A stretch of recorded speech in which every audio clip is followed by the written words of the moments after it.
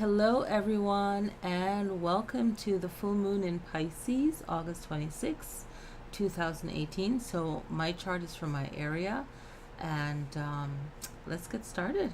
Okay, so we are going to start off with Aries. Okay, so, and looking at my notes as well. Okay, so all right, so for Aries, we have a lot of issues going on in the ninth house and the eighth house. So mainly the ninth house issues, okay?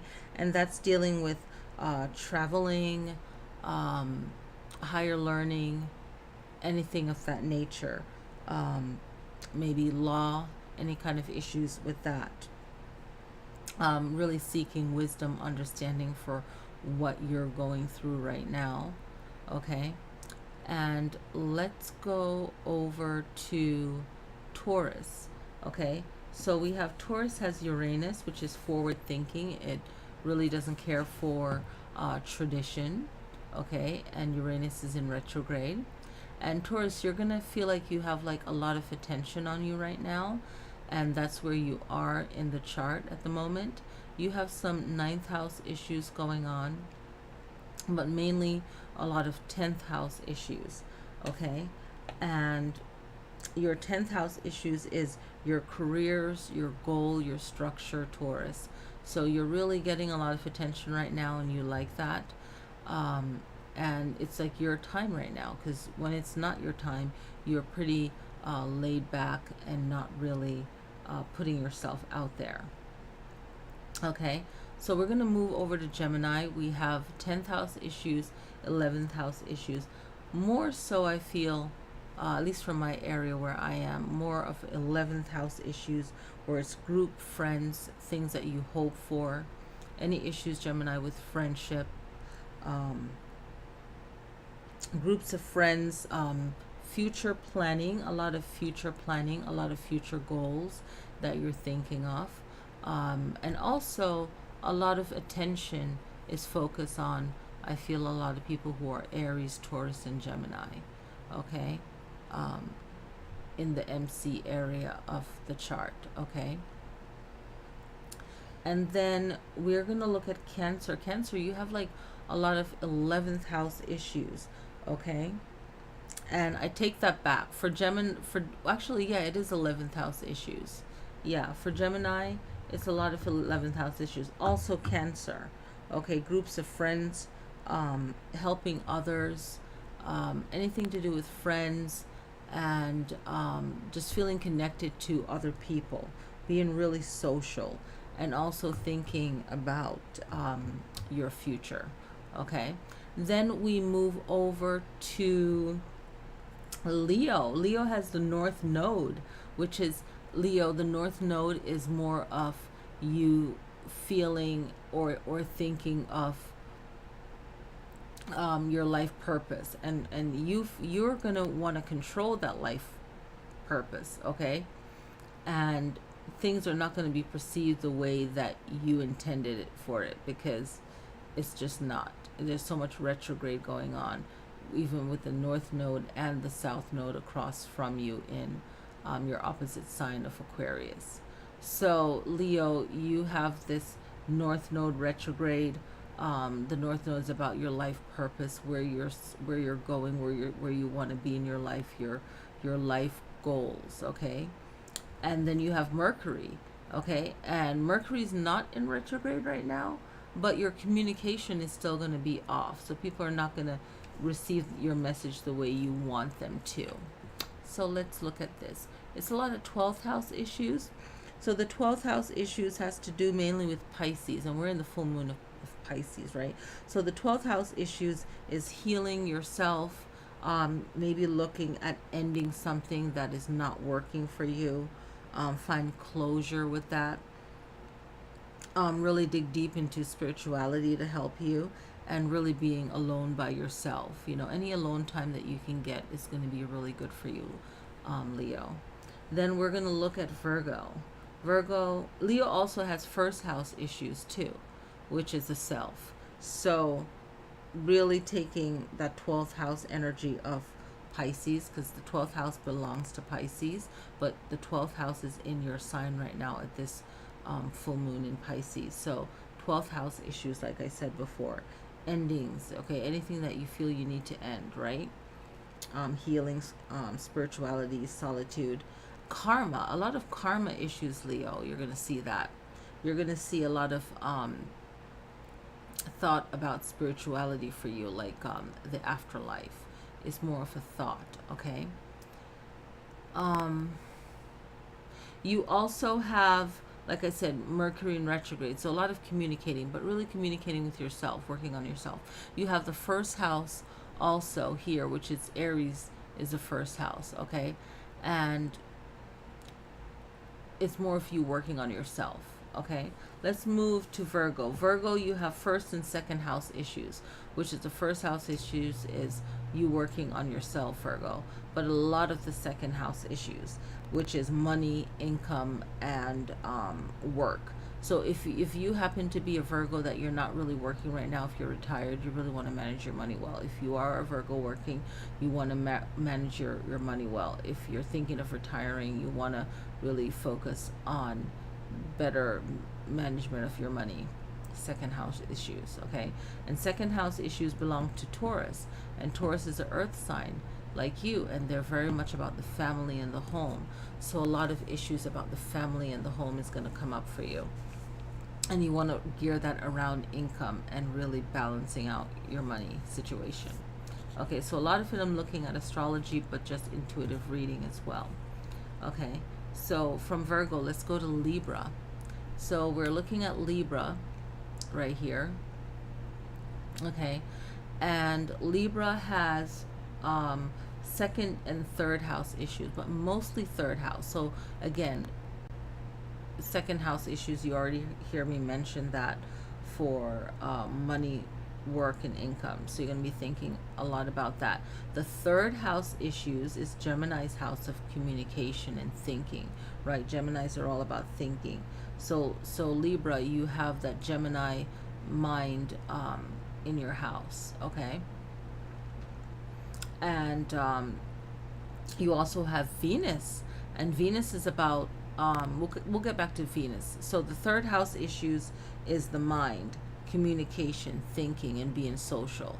So even if you're not physically doing that, Libra, you are thinking about how you're going to be perceived in your communication, okay?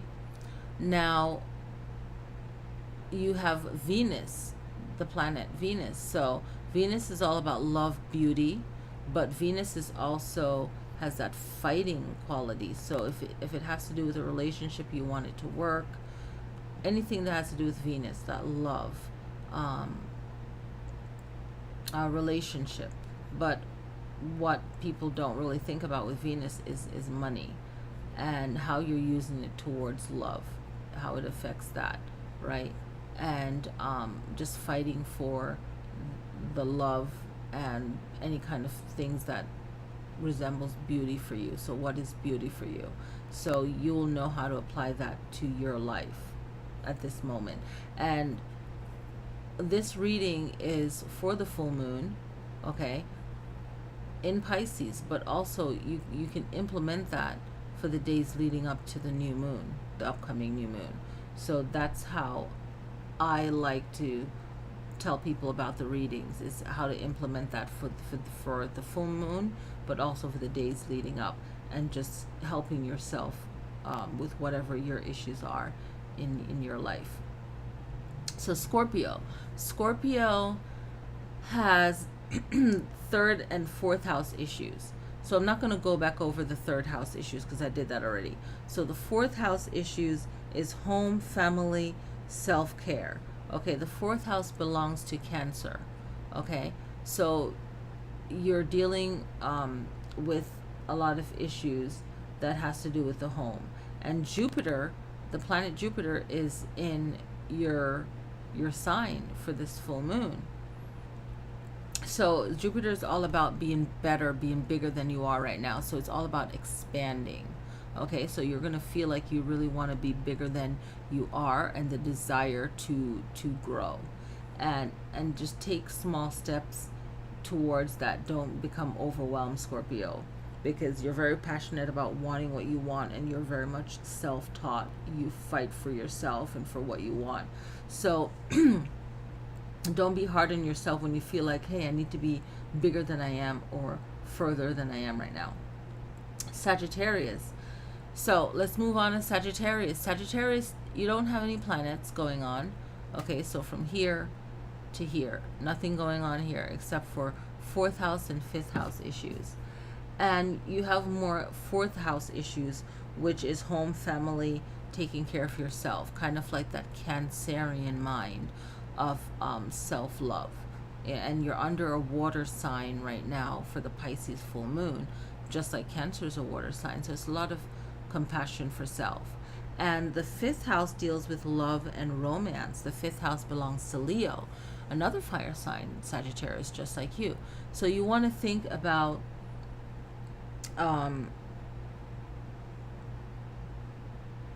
how you can feel more beautiful and how you can be more attractive to someone else. Okay, so that's mainly on a lot of Sagittarius mind this month. But where your focus should be is the 4th house, which is home, family, and self-care. So really taking care of yourself will make your light shine even more brighter, especially if you're a Sagittarius that is attracted to someone else, want to get their attention, or if this is more business and work and you want to be more appealing to whoever you're trying to be more appealing to. Okay, so let's get on to Capricorn. So Capricorn, you have a lot going on here. It's like boom, boom, boom. Okay, so Capricorn, let's start with the houses. You have 5th and 6th house issues. Okay, the 5th house is romance, love, kind of like the Leo's house. Okay, so it's all about attention on me. Okay, and you need this attention on you for work, but also for relationship. Whatever your situation is, you can tweak it for that. Okay, so in this general reading, you have to apply it to your life. For all of you 12 zodiacs, you have to apply it to your life, and it never fails, because last night's workshop, when I gave this general reading or specific reading to the people there, it made sense for their life. Okay, they can apply it to their situation. So Capricorn, 5th house issues is romance, love, like Leo. How can you get the attention for yourself, you know, the way that you want it? The 6th house issues is health, fitness, and the analytical mind, thinking, overthinking, and planning. Okay, and being organized, because the 6th house is Virgo's house. So Capricorn, your sister earth sign can offer you some kind of help with your health, if that's an issue for you. Fitness, really thinking things through before you make a mistake or make yourself look bad or just make a mess. Okay, getting organized. All right, in Capricorn, you're naturally organized and so on. You have the same qualities as all earth signs, but you can pull from that, having the 6th and the 5th house in your sign. You have Saturn. Okay, you have Saturn, you have Pluto, and let's see, you have, yes, okay, so, and they're retrograde. So you want to make sure that with Saturn, you don't want to feel restricted, right? With Pluto, you want to think about how you can renew something in your life. Okay, you want to really think about things that is not on the surface, the subconscious mind. All right, and that's going to be very important for you. You also have Mars. Okay, and they're all 3 of them are retrograde. You have Saturn, Pluto, and Mars. Okay, now with Mars is like you have to control your anger, right? Mars is known as the fighting planet, the war planet, but also you can use Mars as a way of empowering yourself to actually stand up for yourself. But with this retrograde energy, you really want to reflect on anything that has to do with restricting you with Saturn energy, any kind of limitation with that Saturn energy. Don't jump to your first conclusion. Just really think things through, is the general teaching when the planets are in retrograde. Pluto in retrograde, the subconscious mind, renewing, rebirth, anything that you feel like you need to renew. You want to really have a double take on it and think things through. Mars, anything that angers you, that gets you upset, you really want to think twice, okay? All right, so let's move on to Aquarius. So Aquarius has the South Node, which is past relationship issues or past life. So if you don't believe in past lives, then it's past relationship issues will come up. You have Lilith, okay, and that's just how you deal with chaos, things that you didn't. You can look at it different ways in astrology and the meaning for Lilith, but anything that you didn't account for, right? How you deal with distractions or anything that you didn't plan for. You can look at it that way. Okay, and Aquarius, you have 6th and 7th house issues. 6th house is again health, fitness, the analytical mind, thinking things through, and the 7th house issues is more marriage, contract, relationships, business, partnerships. That's Libra's house. The 7th house is naturally Libra's house. So you're looking at issues of relationship, marriage, contract, business, partners, anything that will bring balance. If anything is causing chaos, you're going to want to get rid of it, Aquarius, because that's not for you. And as an Aquarius, you're going to feel that you have more things in balance. You're going to desire for less drama. Maybe you're going to want to watch something that's comedy, something that's light and fun. So you're just going to stay away from anything that is upsetting.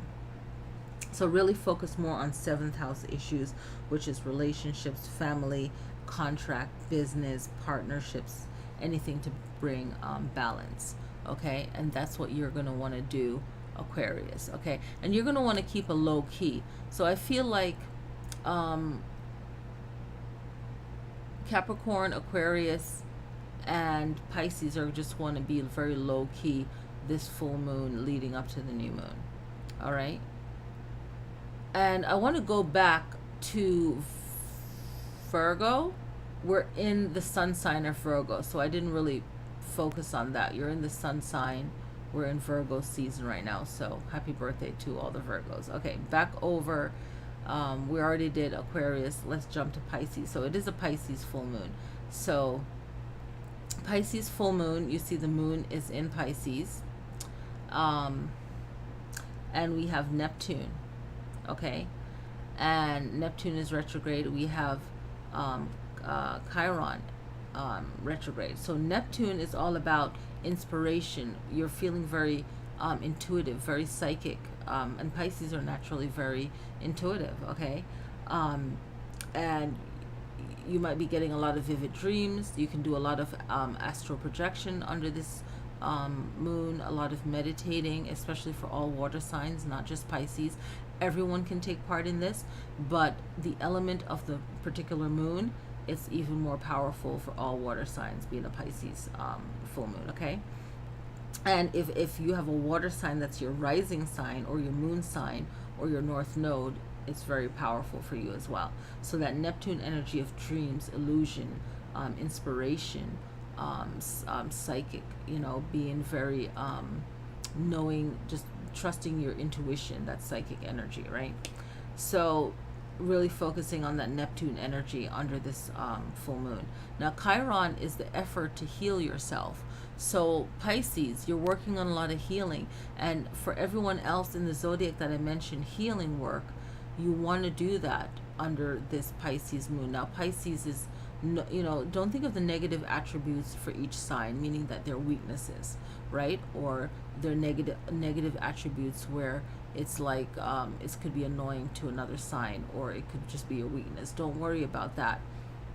We all have weaknesses. You want to focus on the strengths under the new moons and full moons and really work on that. Now Chiron, it's about the healer that cannot heal himself and the effort it takes to heal oneself. So you want to think about focus on the effort that you're doing to do something rather than the challenges, because we all have challenges. You know, it is what it is. It can make you cry, make you stressed out. Get over it. You know, it happens. But just think about the effort. And the effort is really key. Even though Chiron looks to be not in Pisces, it's close enough.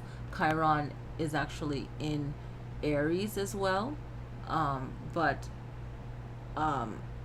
you can also see that you can also feel that Chiron energy, even though the line of it is in Aries.